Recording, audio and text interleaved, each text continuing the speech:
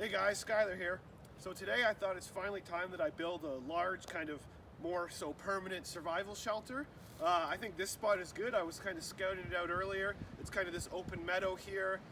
There's actually some raspberry bushes right there, and there's also no overhead dead trees. So I thought I'm going to kind of build what I might call a survival dome, where I'm actually going to try and kind of bury some saplings, kind of tie them together, lash some smaller saplings along them, and then cover it with spruce boughs. Yeah, like I said, I'm going to use it out of trembling aspen saplings. Trembling aspen is a good tree because there's lots of them around here. They're super bendy, and they should also be strong. So that's how we're going to start. We're going to go cut some saplings. Alright guys, so here we have the trembling aspen sapling. I kind of explained earlier, I'm going to cut 4 of these. I'm going to take the limbs off. I'm going to kind of bury them in the ground about 10 feet tall in a kind of a square, bend them over, and then lash them together to make a dome. So yeah, this is trembling aspen. Aspen trees really grow everywhere. It's a deciduous tree, but it's super fast growing, and it's a soft wood. Like I said, I don't feel too bad about cutting it because there's lots around here. It's super bendy, so it's great for shelter building. So yeah, we're gonna cut this one down.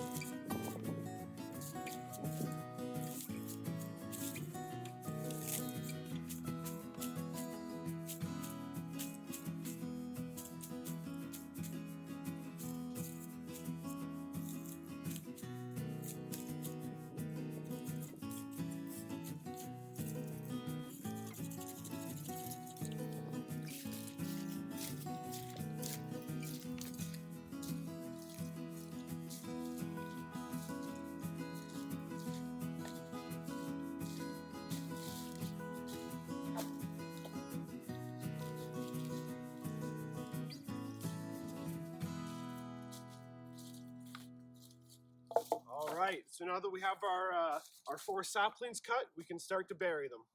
What I'm going to do to bury them is I'm not actually going to dig a hole. I'm actually going to sharpen up the ends, kind of like I tested it out. I did it with this one. Use the shovel to basically make a crack in the dirt, pack it down as hard as I can and as far as I can, and then pack the dirt together with my feet. And hopefully that should be sufficient. So I'll show you how I just kind of sharpen them up with the axe.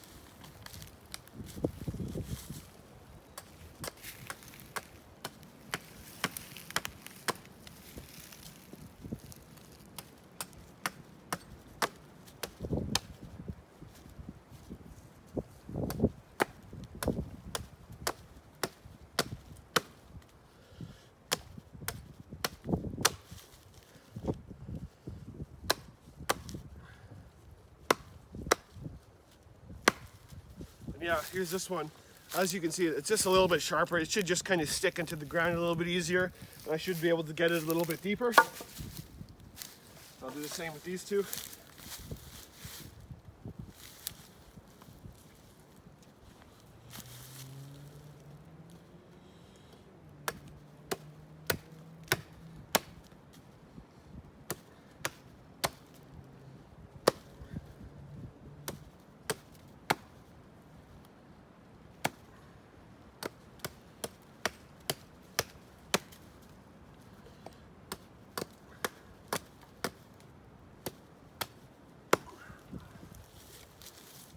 I might use the natural kind of curve in this one to my advantage, because I'll bend it over into a dome. And the last one.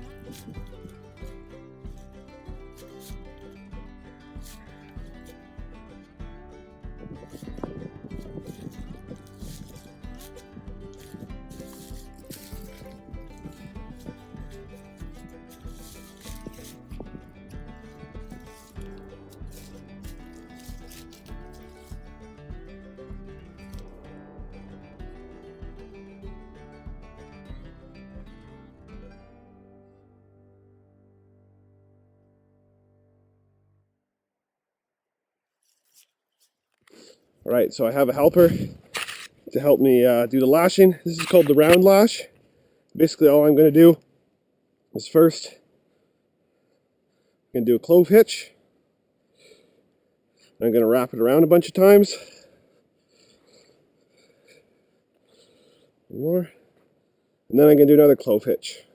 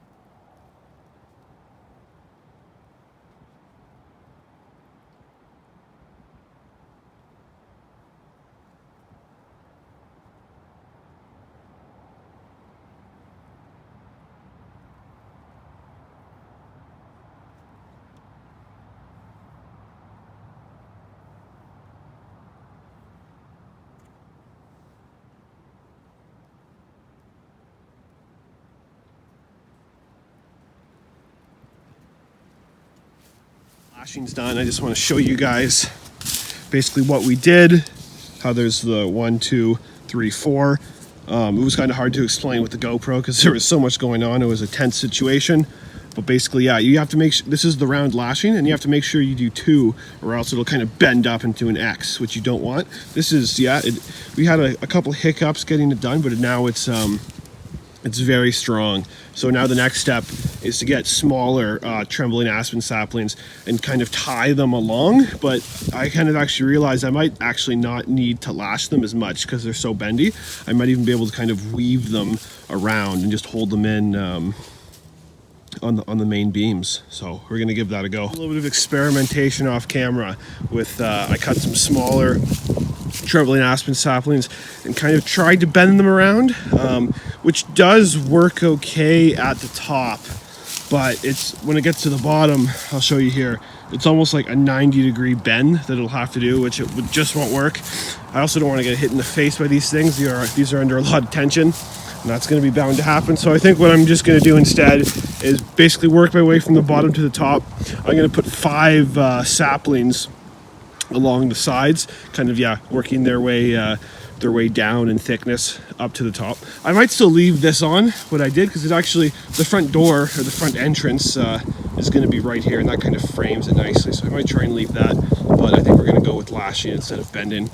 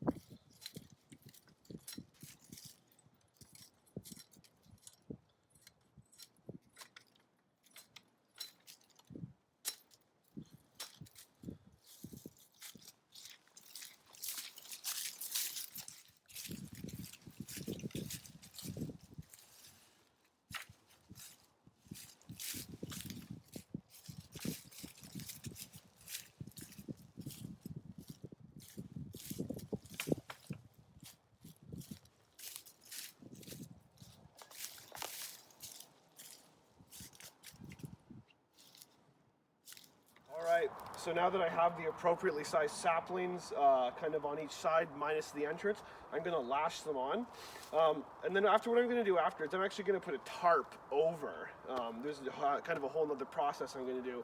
But basically, to show you this lashing, it's going to be lashed on kind of square with the posts. And there is a lashing knot called the square lashing knot, which it's a little bit more complicated. It requires a lot more rope, and it's load bearing. All this is going to do is kind of keep the tarp level, so that's not going to really hold much weight. So therefore, I'm just going to kind of do a simple lash that I kind of found through trial and error. So I'll show you here. What I do is I first come up close. I tie a clove hitch, like most lashing knots. There. My stick's going to go along about here. And then all I really do, no specified number of times, I'm just going to wrap it around a couple times. Make it nice and tight. One more time.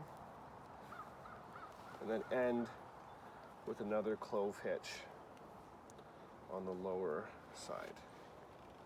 So I'm going to do one, actually, probably better if that's nice and tight. So one there, and then I'll have to get out my my twine. I have lots of this twine, so I'll be a little bit more liberal, and then I can cut off the tag end later.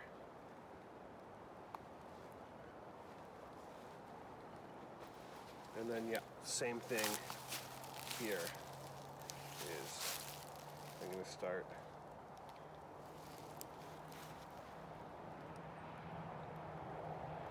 with doing a clove hitch.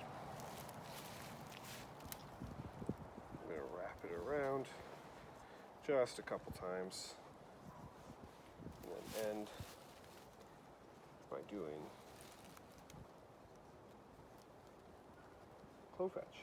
Yeah, that's how I'm going to lash these on.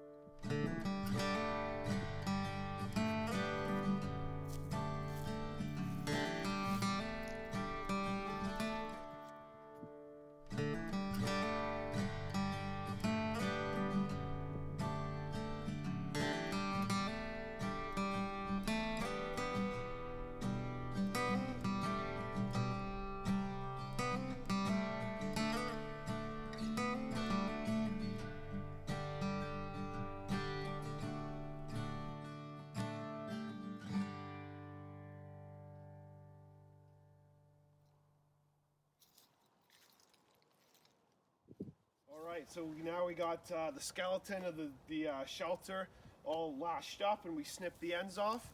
And I kind of hinted earlier, I think the next step now is a tarp. Originally, I was just going to put spruce boughs over it to keep warm for insulation. And it's spring here, so it is cold, and I do want the insulation, but it also rains every once in a while now. So I have this old tarp that I think it came from like a trampoline or something. It's kind of already circular, and I kind of kept it around for this exact reason. So what we're going to do now is throw that over top, tie it down at the bottom, and then later what we're going to do is actually build another skeleton on top of the tarp, basically using the same method, because I don't want to just be putting boughs on the tarp because it'll slide off. So yeah, so that's what I'm going to do. So I have the tarp here, and one part's damaged of the tarp. It has some it actually looks like it was burned. I'm not sure how that happened. So I'm going to put that at the entrance because that'll get cut away anyway.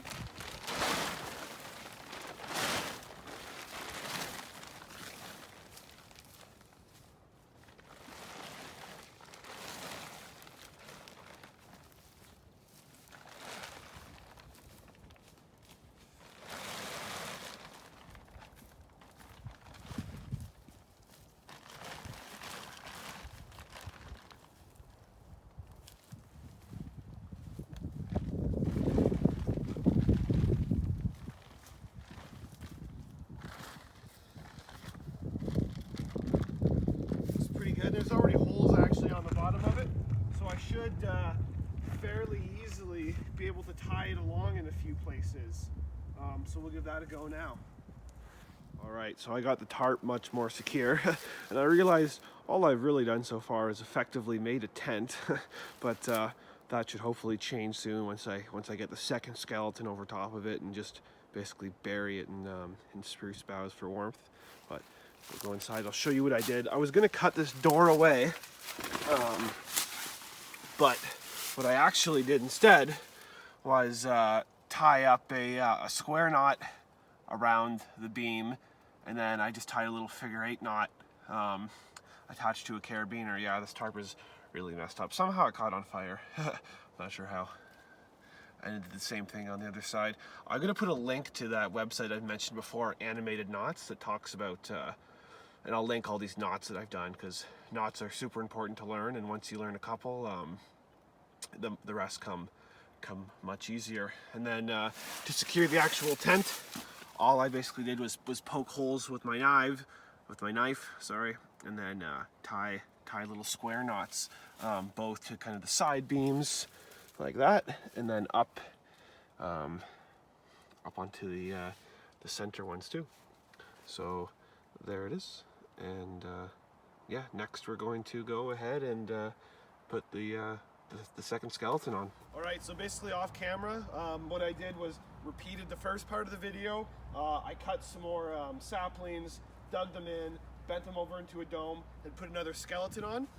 So now the plan is to insulate the shelter. So what I'm going to do now is, what I'm going to use is any kind of like conifer is the best insulation. And usually it's not the best idea, especially just for practice, to go and cut down live conifers. But often you can find them in the forest that'll fall over, and the needles will stay green for 8 months to a year sometimes. So that's what you want to look for. I'm going to take advantage. My dad actually cut a big white spruce tree on the property, so I'm going to use that and chop those up, and then basically put them on this second skeleton for insulation.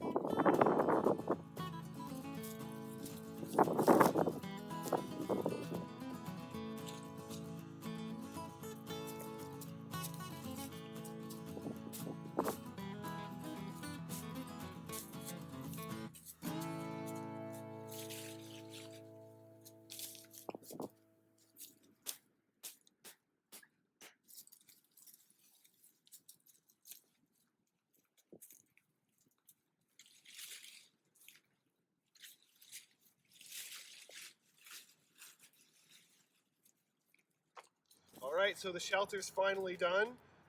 Yeah, I made sure to add lots of spruce boughs all over, especially kind of in the sides in order to really keep the warmth in.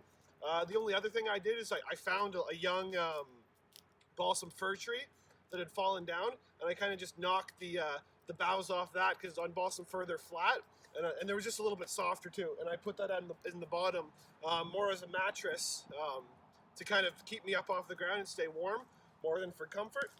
And yeah, other than that, this is the shelter. I hope you like the video, and if you like and subscribe if you want more.